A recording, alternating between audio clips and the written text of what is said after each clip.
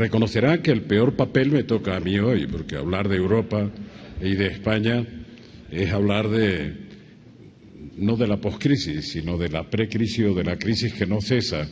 El título del seminario no se acomoda mucho.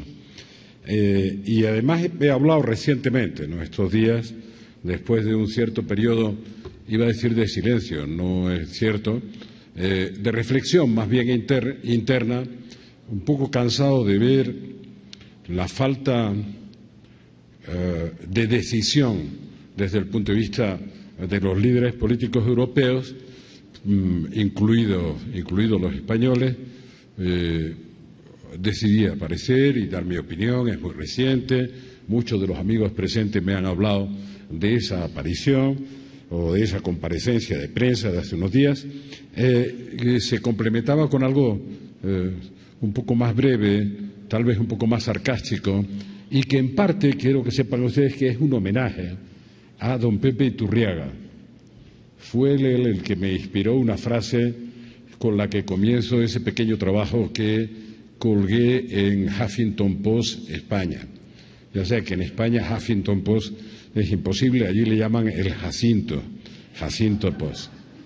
Y acordándome de don Pepe Iturriaga, empecé ese trabajo diciendo: imagínense que los líderes políticos de Europa, en un ataque extemporáneo de lucidez, empezaran a ver la realidad como los ciudadanos europeos de la calle.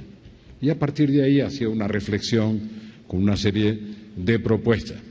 Pero no resisto la tentación, pues lo hemos hecho siempre, aunque el modelo de la tribuna no nos acompaña, a completar un fantástico razonamiento de Ricardo Lagos para comprender la que tenemos, no la que viene, la que tenemos, el papel que va a jugar China dentro de esa inmensa cuenca Asia-Pacífico y los factores que él, citando a Kissinger, ha puesto de manifiesto, al que, incluso con el informe de 1907, hay una constante histórica que uno, volviendo la vista atrás y ni siquiera necesitando remontarse a los tiempos de Confucio, se viene produciendo. Deviene siempre la potencia hegemónica en el mundo aquella que se convierte en acreedora de las potencias que antes fueron hegemónicas. Y esta regla funciona. No sé qué tiene que ver Ocampo con la economía, pero lo cierto es que las potencias europeas se diluyen, por expresarlo simbólicamente, cuando para salir adelante necesitan el plan Marshall. No digo ya la ayuda para ganar la guerra. Cuando hay una nueva potencia a la que se necesita incluso desde el punto de vista financiero. Bueno, no sé cómo se va a administrar eso, pero si miro a los amigos chinos, tienen 600.000 millones de dólares de deuda soberana europea, a pesar de lo cual, en la anterior reunión del G20, no en la de México, invitaron a los chinos a formar parte de este Fondo de Estabilidad Europea de 500.000 millones de euros. Debo decir, fueron prudentes diciendo: nosotros ya tenemos 600.000 millones de dólares, 580.000. Quiere decir que ya tenemos el 80% de lo que ustedes todavía no han puesto en marcha. Las noticias de ayer eran confusas. Bueno, no, se retiraron. Prefieren participar en otras cosas. Tienen 1,3 billones de dólares de deuda americana, deuda soberana. Por tanto, con razón Hillary, en la penúltima visita a China, cuando preparaba una de Obama, y la prensa insistía constantemente en que en la agenda se iban a plantear o se había planteado el problema de los derechos humanos, en un momento determinado le salió el carácter y le dijo: usted le metería el dedo en el ojo a su banquero. Tenga un poquito de calma. No, pues bien, volviendo al tema de mi intervención, que trataré de hacerlo lo más conciso posible, me ha sorprendido que la intervención del presidente Calderón me podría haber ahorrado incluso intervenir. Respecto de Europa es absolutamente lúcida. Creo que su intervención sobre el comercio internacional también. Como ven, tengo siempre pasión por el diálogo. Es verdad que las relaciones comerciales, mientras más abiertas sean, mejor. Sin duda alguna, hay que tener cuidado para que sean equilibradas. No solo que haya una gran apertura comercial, sino para que la gran apertura comercial mantenga ciertos equilibrios. Y finalmente es verdad que en el manejo de las materias primas, sobre todo alimentarias, se están provocando incluso la espoleta que desató las revueltas árabes, que fue, una vez más, como pasaba en el siglo XIX en Europa, una revuelta del pan. Comenzó siendo una revuelta del pan. Tenía otras implicaciones que afectaban a la dignidad y a la libertad, pero fue una revuelta del pan con motivos que ya están relativamente analizados, de una subida, de una crisis alimentaria por la sequía rusa, en fin, y una subida especulativa del precio de los alimentos insoportable para esos segmentos de población. Pero es verdad que había operadores financieros, y los hay, no se ha corregido, no hay voluntad política para corregirlo, no es que no se pueda corregir. Yo nunca he propuesto que se prohíban las operaciones de compra alimentarias a futuro.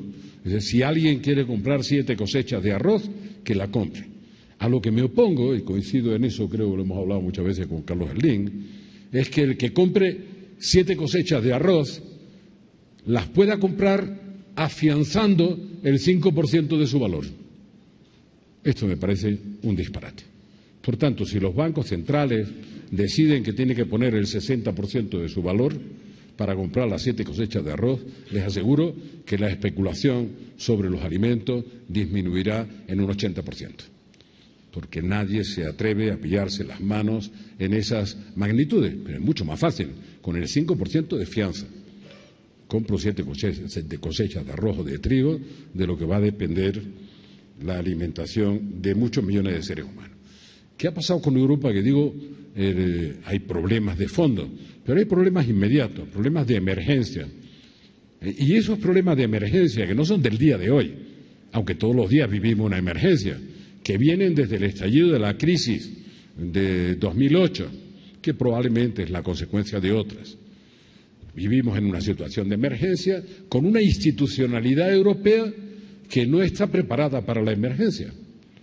El proceso decisional europeo se bloquea ante la emergencia. No tiene capacidad de respuesta para la emergencia. Además, ha retrocedido. Un proceso que es, le guste o no la expresión a algunos, de federalización.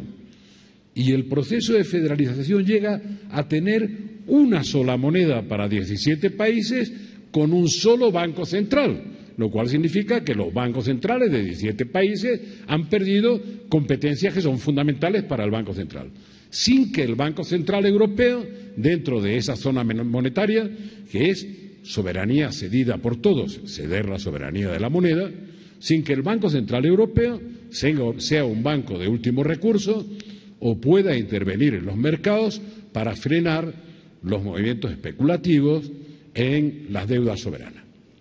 Les pondré un ejemplo que tal vez lo sigan, porque no tenemos mecanismos para eso. Cuando firmamos el acuerdo que nos llevó al euro, como en Europa va despacio y era lógico, fue hace 20 años. Por tanto, yo estaba en la firma del acuerdo. Y el acuerdo era un acuerdo de unión económica y monetaria. En el 98 se decide poner en marcha la unión monetaria. Y nadie cree necesario, casi nadie, poner en marcha una unión económica y fiscal.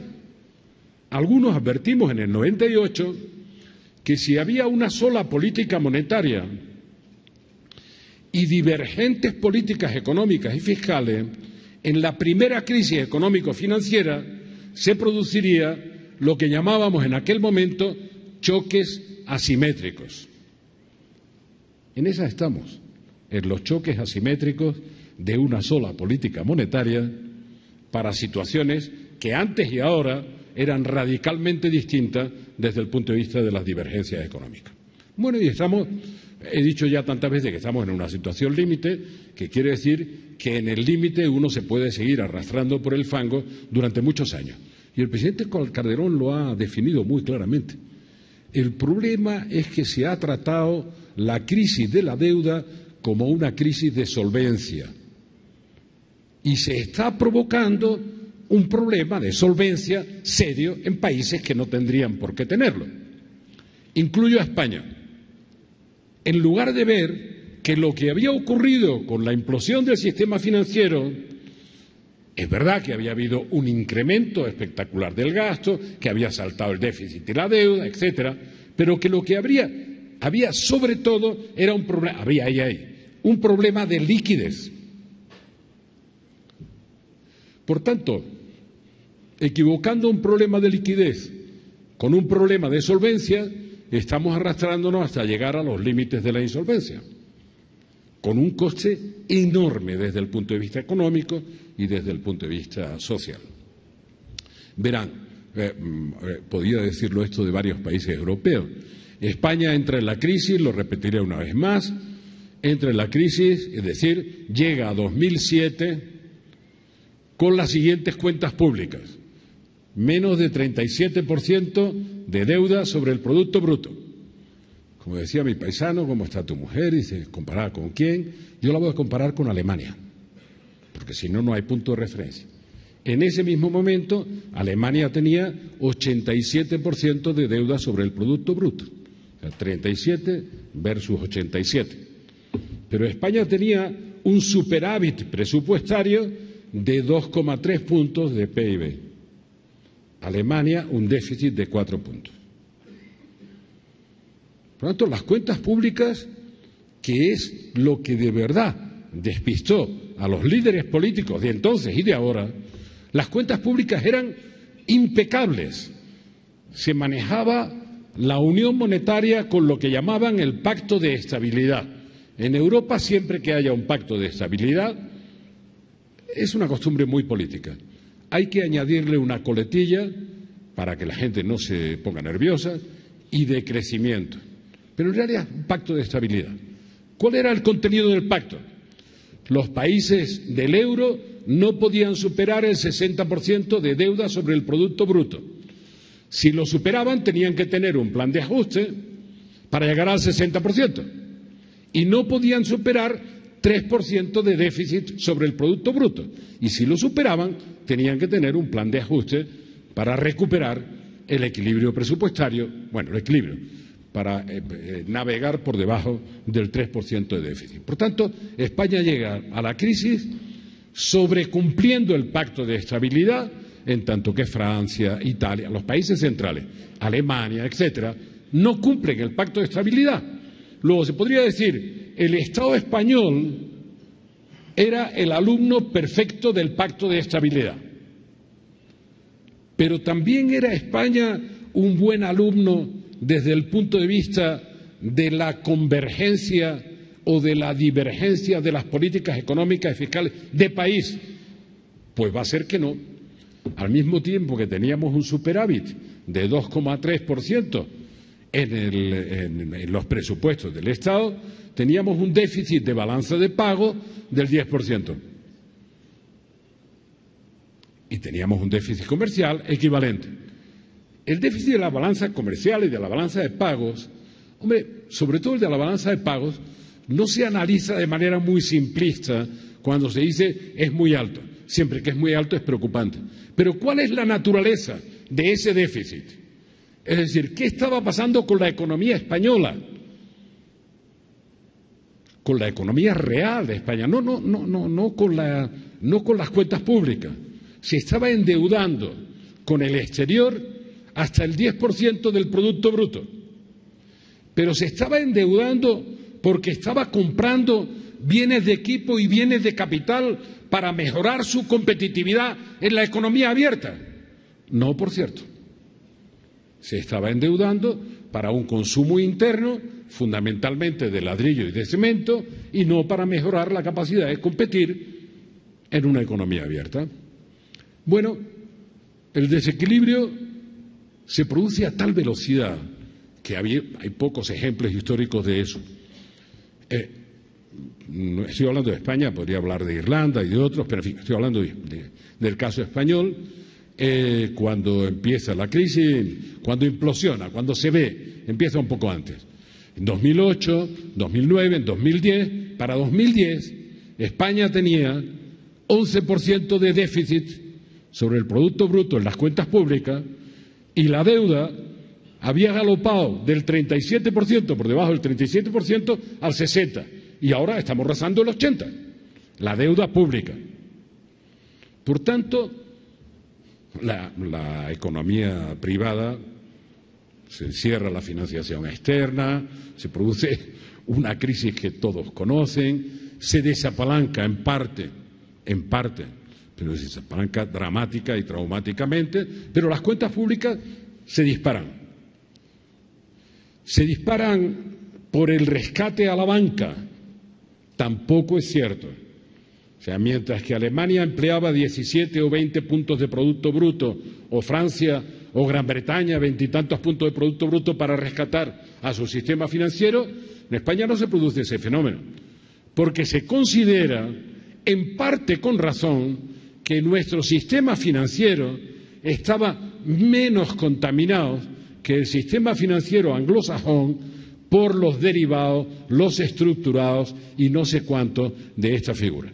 Incluso las hipotecas, que es lo que es realmente en España es el gran indicador de la inmensa burbuja inmobiliaria especulativa, no eran hipotecas como las de Estados Unidos, que se convertían en un subproducto, en un producto que estructurado Lehman Brothers lo podía vender un cachito de aquí y de allá a un pensionista o al ahorro de un pensionista en Corea del Sur. Eso no ocurría en España. La hipoteca la tenían con el banco, pero el gran coste no fue ese, fue el corte de liquidez, corte de crédito brutal, la caída vertical de la construcción acompañada de la recesión mundial. España no bajó el Producto Bruto en el año 2009 más que en Alemania. La diferencia es que en Alemania, mecanismos particulares alemanes, bien hechos, en Alemania el desempleo llegó a aumentar medio punto y en España pasó del 8,5% teórico, porque habíamos absorbido 6 millones de inmigrantes en 8 años, pasó al 17, al 18, al 20, al 21, al 22, estamos en el 24. Solo la financiación del desempleo, la cobertura de ese coste social, necesita 4 puntos de Producto Bruto. Bueno, así entramos en la crisis. ¿Cómo se está tratando el problema? De manera disparatada. Lo que me alarmó más que nada el otro día, y comprenderán que lo diga yo como político, es que el presidente del Gobierno, recién elegido hace 7 u 8 meses, con mayoría absoluta, se suba a la tribuna del Parlamento. No lo ha hecho con mucha frecuencia. Hasta ahora no ha habido un solo proyecto de ley, todos han sido decretos leyes. Por tanto, hay una alteración del propio funcionamiento regular de la democracia, pero se sube a la tribuna para decir: esto es lo que tenemos que hacer, ninguna de las cosas que le propongo que voy a hacer me gustaría hacerlas, no me gustan estas medidas, pero no tenemos libertad para elegir, dice a los ciudadanos. Entonces, el ejercicio que acabamos de hacer de soberanía para elegirlo con mayoría absoluta, usted reconoce que no sirve. Si usted me dice que no tiene libertad, eso políticamente nunca es verdad. Siempre hay libertad para optar entre un camino y otro, incluso libertad para optar por un camino disparatado. Entonces, en alguna ocasión teníamos algunas discusiones y dice, bueno, la globalización impone una regla que limita el disparate. No, el margen de maniobra que nunca se pierde es el margen de maniobra para el disparate. Lo que se ha limitado es el margen de maniobra para hacer las cosas bien, pero de hacer disparate. Una catedral se construye en 700 años o en 300 años, pero se destruye en 2 horas. Los talibanes tienen buena práctica en hacer estas cosas y los fundamentalistas pueden destruir una obra hecha de siglos en horas. Por tanto, estamos en una situación que de verdad es incomprensible vista desde fuera. Esta mañana, pues eso es hora a hora, me levanto y todos los amigos me dicen, bueno, hay una noticia de alivio.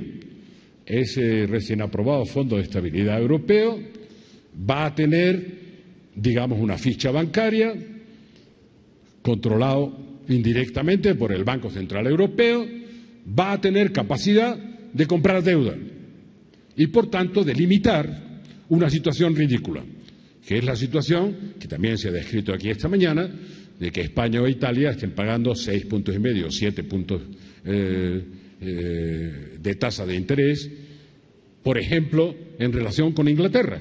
Inglaterra tiene un poquito más de déficit que España. Tiene un 15% más de deuda que España. Y el último trimestre su economía ha caído un 0,7 versus un 0,4 de la economía española. Digamos que los dos países están mal, en una mala situación. Gran Bretaña se financia esa deuda al 1%. España está pagando 7%.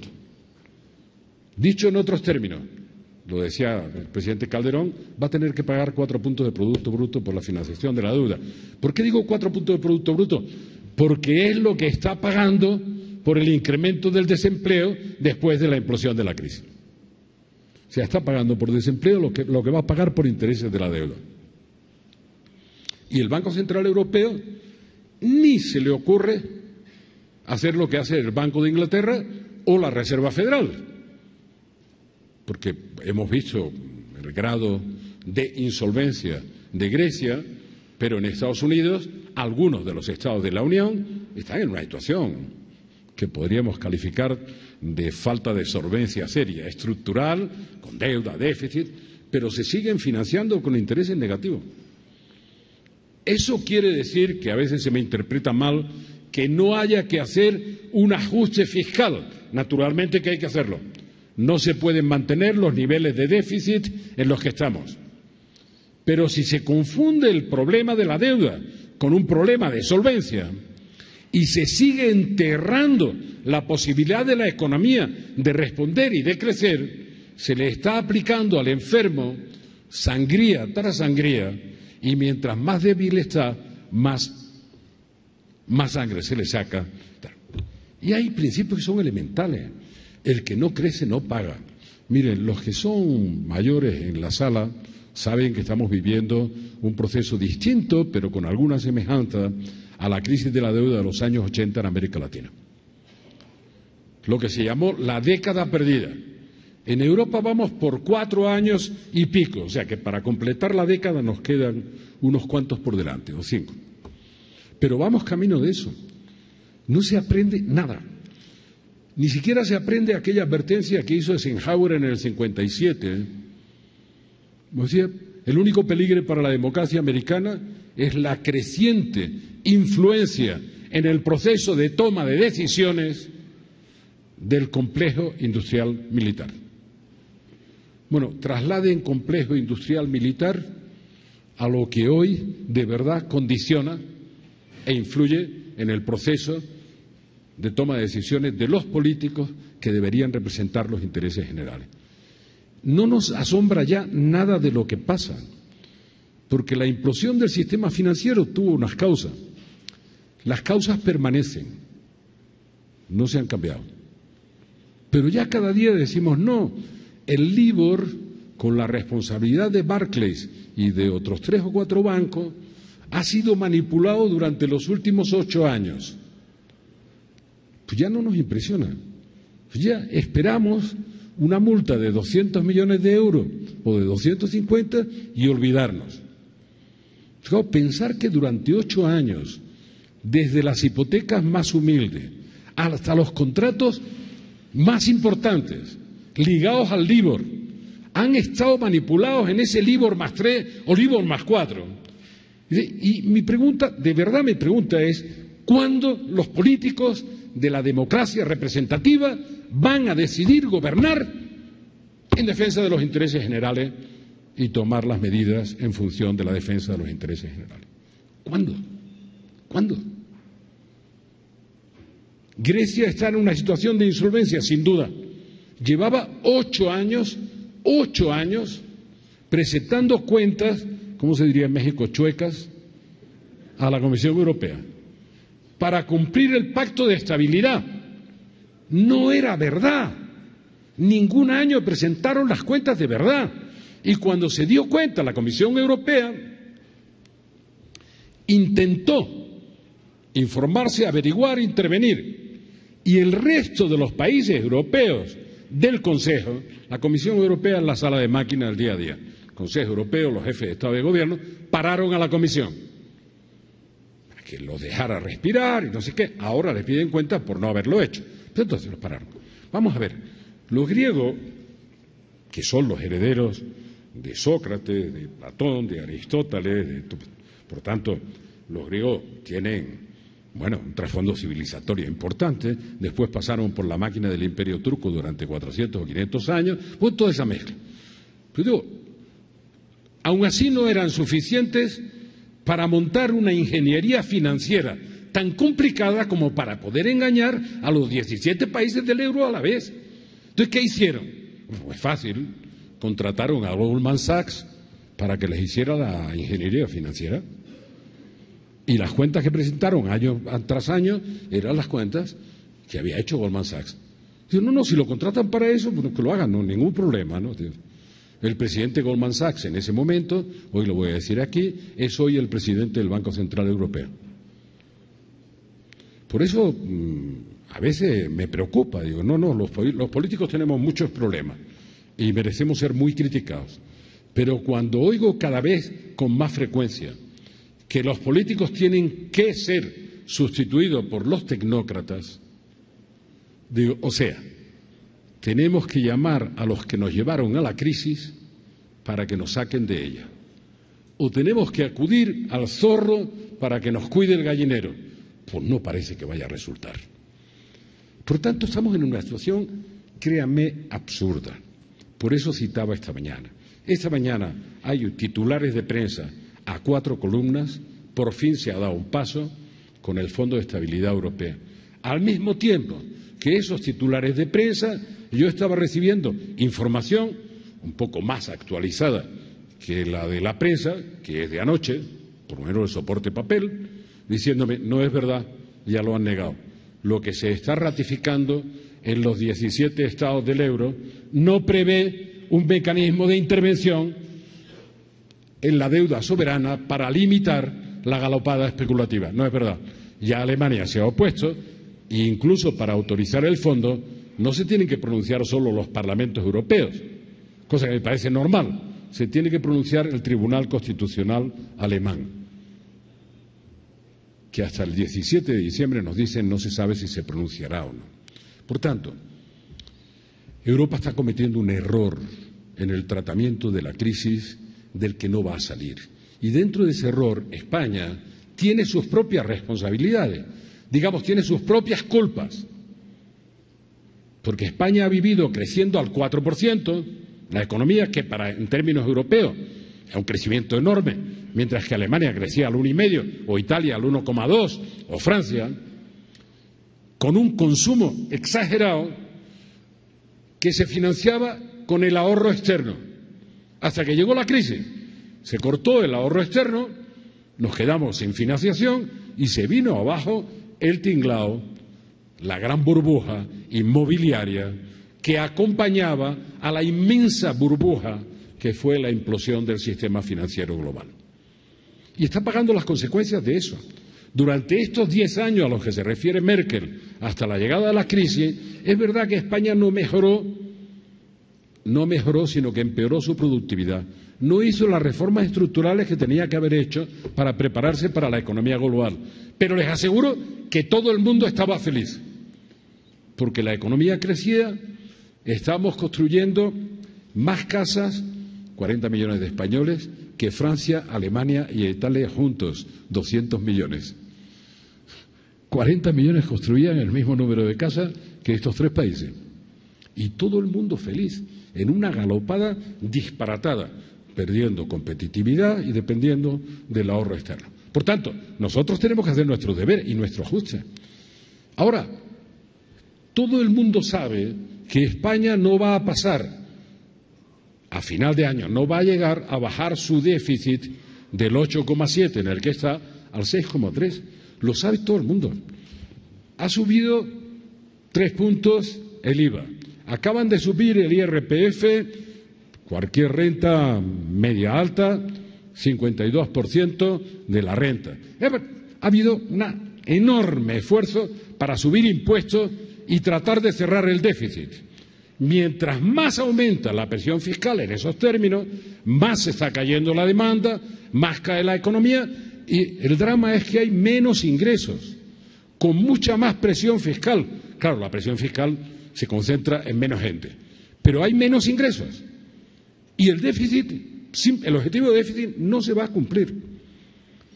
Entonces, la irracionalidad, ¿en qué consiste? España tiene que llegar a objetivos de déficit razonable. De hecho, hemos cambiado hasta la Constitución y hay un tratado europeo para que en el 2020 el déficit estructural de todos los firmantes del tratado sea del 0,4%. Digo déficit estructural para precisarlo técnicamente. En el 2020, estamos en el 2012, tenemos 8 puntos y pico de déficit.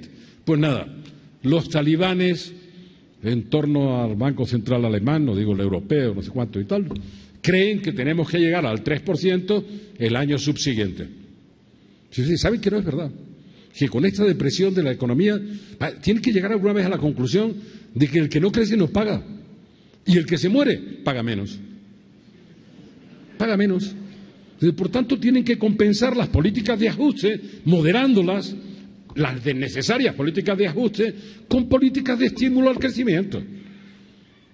Así que llevamos muchos años de crisis y veo que lleva 8 meses el actual gobierno, al que le deseo todo lo mejor, incluso que se deje ayudar, que habrá tomado no sé cuántas medidas por decreto ley. Ustedes pueden observar si han sido 100 o las que sean.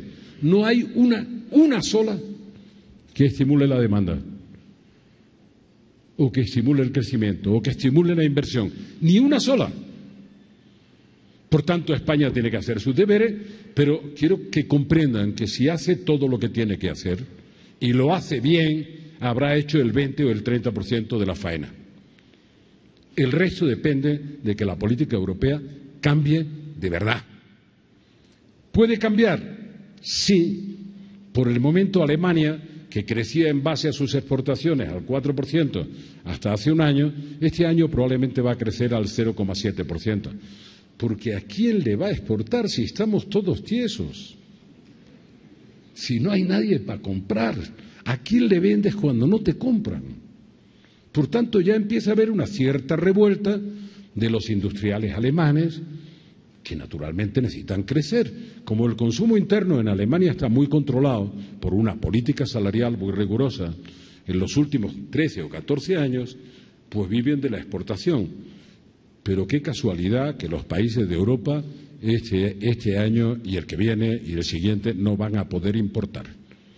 China va a bajar el crecimiento del 10 al 7,5%, por cierto, operación dirigida desde el Estado, que tiene sus consecuencias para todo, ¿verdad, Ricardo? Pero hay una consecuencia que no queremos ver. Va a aumentar su excedente de ahorro al apretar la inversión interna para sus inversiones en el exterior. O sea que van a tener un excedente de capital que ya veremos qué hacen con él. Van a disminuir la tasa de crecimiento, por tanto la de importaciones, para todos, también las de Europa. Y Estados Unidos está navegando en medio de la crisis y asustado por la repercusión de Europa. Esta sí que es una consecuencia de la globalización.